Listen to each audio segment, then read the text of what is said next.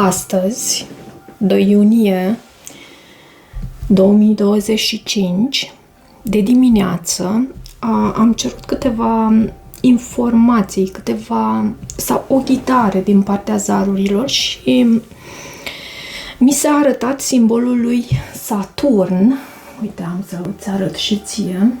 Sper să se focuseze. Mi s-a arătat simbolul lui Saturn, doar că nu prea știam ce anume și cum să interpretez aceste zaruri. Am lăsat timpul să treacă, am trecut pe lângă ele aproape fără a le băga în seamă și mai târziu, în această după-amiază, când am intrat în biroul meu, m-am gândit să fac un mesaj pentru voi în legătură cu cele 3 zaruri pe care le-am primit. Saturn este maestrul timpului, profesorul karmic, care ne arată unde trebuie să muncim cu seriozitate și unde este nevoie să ne asumăm cu adevărat viața noastră. Energia lui nu e blândă, dar e profund înțeleaptă. Saturn nu te minte, nu te alintă iarăși. El îți arată exact unde ai de lucru și îți oferă daruri pe măsură, dacă ești gata să îți faci temele, bineînțeles. Întrebarea de azi este: ce lecție de maturizare, de fapt sunt 2 întrebări, ce lecție de maturizare îți oferă Saturn acum și cum poți învăța să o integrezi cu înțelepciune? Rămâi aproape dacă simți că universul te ține pe loc, poate că nu te pedepsește, ci te pregătește. Am mai primit aici și cifra 1 și zodia Pești.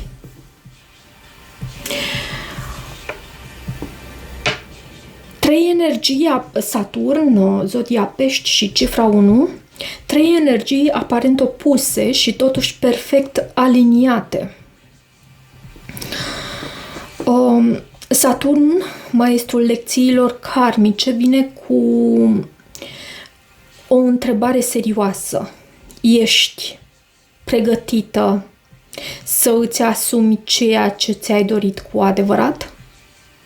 Nu mai e loc de amânări. Saturn spune: construiește cu răbdare, cu integritate, cu adevăr. Dacă vrei o viață nouă, fii tu începutul ei. Apoi, cifra 1, începutul, scânteia, e prima bătaie de inimă a unui nou ciclu. Poate că ai fost condusă aici tocmai pentru că o nouă energie bate la poarta sufletului tău. Dar acest nou început nu e unul superficial, cu Saturn aici în niciun caz. Este un început matur, poate tăcut, dar hotărât. Și apoi Peștii, zodia viselor, a înțelepciunii subtile, a sfârșitului de ciclu. Saturn este în casa a 12-a, ultima casă din harta astrologică. Această etapă nouă nu vine din entuziasm, ci dintr-o încheiere profundă. Ai lăsat ceva în urmă, poate o relație, poate o imagine despre tine, poate o iluzie. Peștii îți spun: ascultă-ți inima. Tot ce pare confuz acum se va clarifica, se va descifra, se va clarifica atunci când renunți la control și te lași ghidată. Am să las aceste 3 zaruri aici, să le avem aproape și să pot să mai trag câte o privire la ele. pentru a-mi aminti care este mesajul lor. Și aș vrea să extragem mai multe cărți pentru a vedea ce lecție de maturizare până la urmă îți oferă Saturn. Ok? Și hai să vedem ce lecție de maturizare îți oferă Saturn.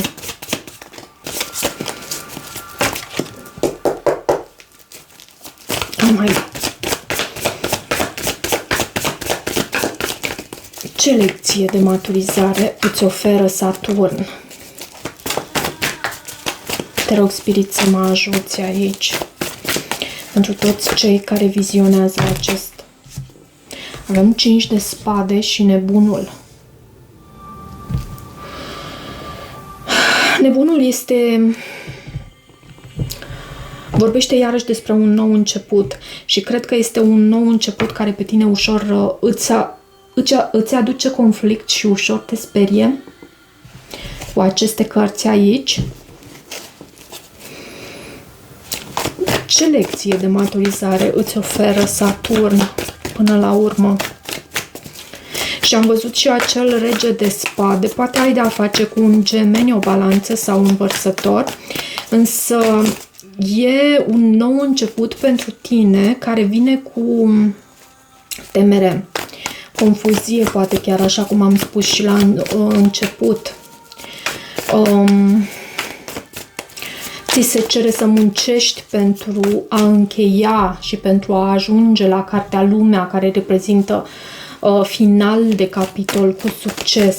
Ți se cere muncă, ți se cere să construiești, ți se cere să treci prin această călătorie a nebunului și probabil tu ai mai trecut prin anumite cicluri în viața ta pe care le-ai încheiat și ai păși în necunoscut și n-ai păși. Cel puțin eu asta simt aici. Cu aceste două cărți, 5 de spade, nebunul. Ai păși în acest ciclu nou pentru tine și parcă îți e teamă. Ce lecție de maturizare îți oferă Saturn?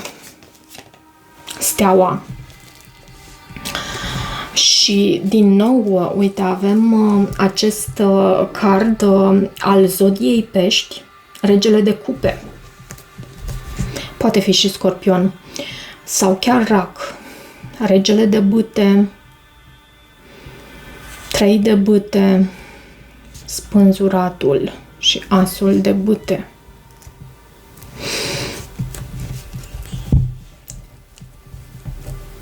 Cred că lecția ta de maturizare este aceea că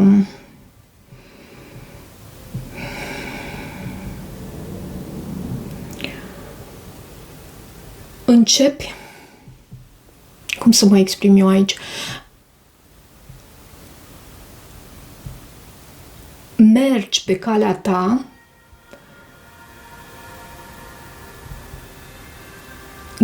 ghidându-te după credința ta mai mult ca niciodată până acum.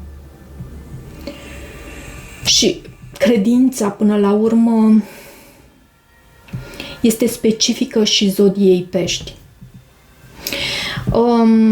Acest card, steaua, ne arată faptul că tu te apropii de sinele tău înalt, te apropii, vorba vine, ești încă pe drum și mai ai încă drum lung de parcurs pentru a ajunge la sinele tău înalt, pentru a ajunge la sinele tău din viitor, la acel ideal al tău, poate chiar obiectiv al tău pe care vrei să îl împlinești în viața ta. Ai un ideal aici înalt. Acest card steaua, bineînțeles, reprezintă și zodia vărsător. Poate ai vărsător și văd și nebunul care iarăși poate să reprezinte zodia vărsător sau chiar berbec. Ce lecție de maturizare îți oferă Saturn? Credința, ți se întărește credința în univers. Ce lecție avem pentru tine? Da, 10 de bâte, 6 de cupe, magicianul. E ca și cum lecțiile pe care tu le-ai învățat din trecutul tău, 6 de cupe vine cu energie din trecut, aceste lecții pe care tu le-ai învățat din trecutul tău, cu multă trudă, te-au transformat în acest magician, în acest mare magician, cu abilități extraordinare de a manifesta, de a aduce în concret ceea ce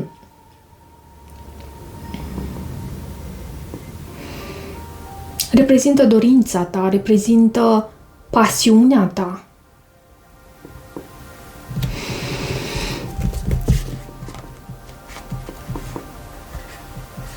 Și din nou acest rege a apărut, o persoană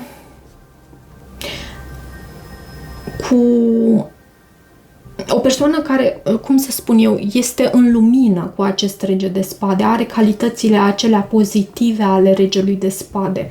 Un foarte bun intelect, foarte bun comunicator, comunică foarte bine, o persoană integră, un bun negociator, iarăși avocat. Poate, bine, n-am văzut justiția, dar poate ești într-un anume proces și cu această persoană cred că ai de câștigat, pentru că am văzut și cartea împlinirii sufletește acolo. Cum poți învăța să o integrezi cu înțelepciune această lecție? Deci, din ce văd eu aici la tine, lecția pentru tine este aceea de a nu-ți pierde credința. Tu, pe parcursul formării tale, pe parcursul drumului pe care tu l-ai făcut până acum, ai învățat să ai mai multă credință și lecția este aceea de a-ți păstra credința chiar și în momentele de trudă, chiar și în momentele pentru că lucrurile mari cer răbdare, cer efort, cer trudă, cer implicare. Lucrurile mari nu pică din cer. Nu pică nimic din cer, în afară de ploaie. Și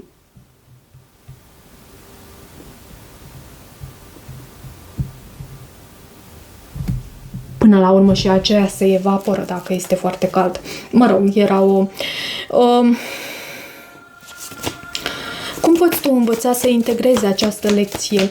E ca un fel de lecție a răbdării, o lecție care, odată integrată, odată însușită, odată temeinic însușită și învățată, te face precum un magician. Și cum poți învăța să o integrezi cu înțelepciunea această lecție? Cum poți învăța să o integrezi cu înțelepciunea această lecție?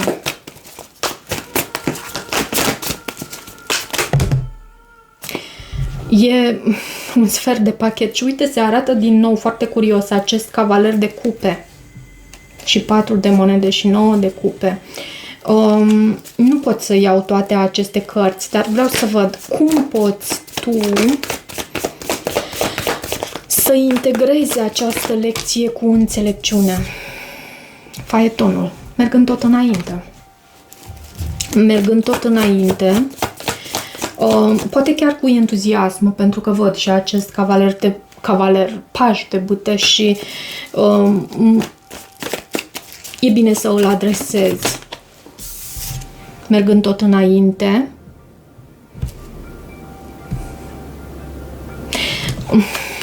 Întorcând spatele la ceea ce înseamnă temere, la ceea ce înseamnă gândurile acelea ruminative și gânditul prea mult, statul prea mult pe gânduri, întorcând spatele la acest 8 de spade. Cum poți integra tu cu înțelepciunea această lecție a lui Saturn?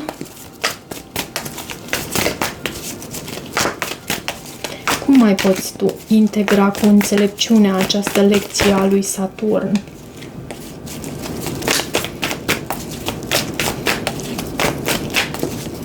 A început din nou să plouă. 7 de spade și uite, cavalerul de cupe s-a tot arătat, e a treia oară când îl văd astăzi aici în citire. Și împăratul. Eu cred că ai și o persoană aici în preajma ta, o persoană, pentru că de foarte multe ori acest 7 de spade din acest pachet de cărți mă duce cu gândul la faptul că cineva te urmărește. Uite cum această persoană urmărește ceva anume. Cineva te urmărește. Probabil se eschivează din a-și arăta adevăratele sentimente. Și totuși, ce legătură are cu întrebarea noastră?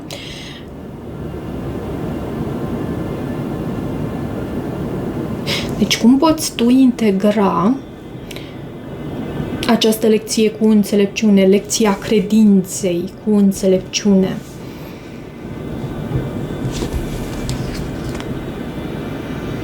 Oricum este necesară reziliența.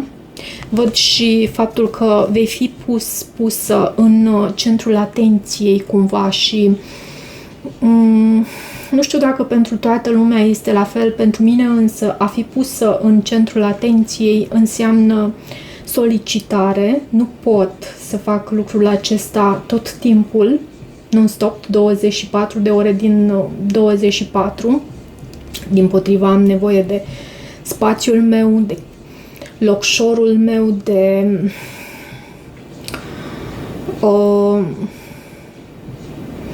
perioada mea de refacere. Dar cred că vei fi pusă foarte mult în centrul atenției. Și asta, îți spun asta pentru a te pregăti.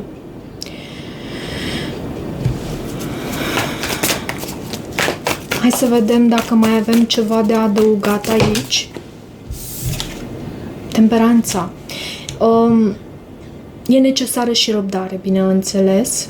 Echilibru, temperanță. Avem această carte a Săgetătorului, acest alchimist. Este și o carte a vindecării prin această sau prin acest drum pe care tu urmează să îl parcurgi cu acest nou început, în care se pare că tu ai pășit în această perioadă. Și, nu știu, am impresia că și Saturn își schimbă semnul zodiacal. Intră sau a intrat în Berbec? Cred că da. Se vede faptul că nu prea am urmărit în ultimul timp ce este pe cer, dar Berbecul este inițiatorul, este în prima casă în astrogramă. E copilul zodiacului, e personajul acela îndrăzneț care privește viața și o abordează cu pieptul înainte, fără frică, fără bagaje emoționale. Mă rog, cred că este și o scurtă ingresie a lui Saturn în Berbec. Am impresia că va reveni în Pești. Ok. Hai să vedem ce sfat am mai avea pentru tine, pentru că consider aceste cărți ca fiind un sfat pentru tine. Ce sfaturi am mai avea pentru tine din partea Universului? Mergi tot înainte și lasă gândurile negre și acele gânduri prea multe, overthinking, să le lași, să încerci să te detașezi. Și cum am spus, tu ești pusă și în centrul atenției, oarecum, cu acel 6 de bâte pe care l-am văzut. Cum poți tu integra cu înțelepciunea această lecție a lui Saturn, 5 de bâte? Da, și dragostea este implicată aici. Văd și regina de monede, dar văd și îndrăgostiții, 5 de bâte. Poate există și competiție, poate ai de-a face cu un gemeni, un taur, o fecioară, un capricorn, văd și balanța aici. O persoană care te urmărește. O instituție, poate chiar mai multe persoane, văd hierofantul, un profesor. Uite, te urmărește. Un grup de oameni sau o persoană și ești cumva pusă în centrul atenției și da, e o perioadă de solicitare. Poate chiar competiție între tine și aceste persoane, această persoană. Hai să văd ce e cu aceste persoane. Ce e cu aceste persoane? Care este mesajul aici cu aceste persoane? Această persoană care e în jurul tău, sunt în jurul tău. Doar vreau spațiu. Nu, de fapt, nu. Am sentimentul că tu ești cea care își dorește spațiul mai mult, pentru că am pomenit cu acel 6 de bâte de faptul că nu toată lumea, pentru că nu toată lumea îndrăgește să fie in the spotlight, în centrul atenției. Și e solicitant. Nu știu la voi cum e, dar eu așa simt. Îmi e mult prea frică să vorbesc. Și ce alt mesaj mai avem din partea acestor persoane? I need time for me. De fapt, aceste mesaje sunt pentru tine și cred că Saturn aici vine. Cred că Saturn aici vine să vine cu lecția vulnerabilității și cu lecția vulnerabilității pentru tine. Să te arăți în lume fără nicio mască. Bine, asta nu înseamnă că poți să faci acest lucru cu fiecare persoană din viața ta. Dar autenticitatea cu siguranță creează sau înlesnește procesul de creație. Vulnerabilitatea, iarăși. Din vulnerabilitate, autenticitate,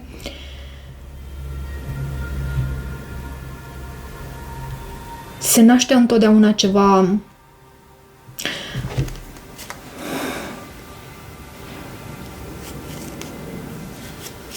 și ce vreau eu să mai extrag aici, voiam să spun că se naște ceva autentic, se naște ceva trainic, se naște ceva creativ, cu siguranță creativ. Și ce mai voiam să extrag din acest oracol, care este lecția lui Saturn pentru tine? Îmi pare rău, mă vei alege pe mine, nu vreau să te pierd, simt la fel.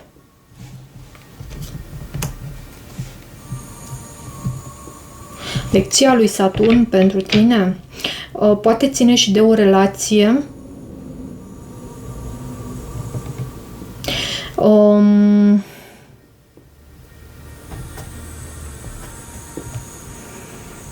Poate că ține și de o relație. Vedem aici și acest îndrăgostiții.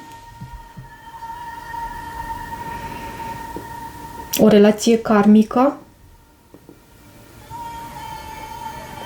Dar și cu multe lecții, într-adevăr,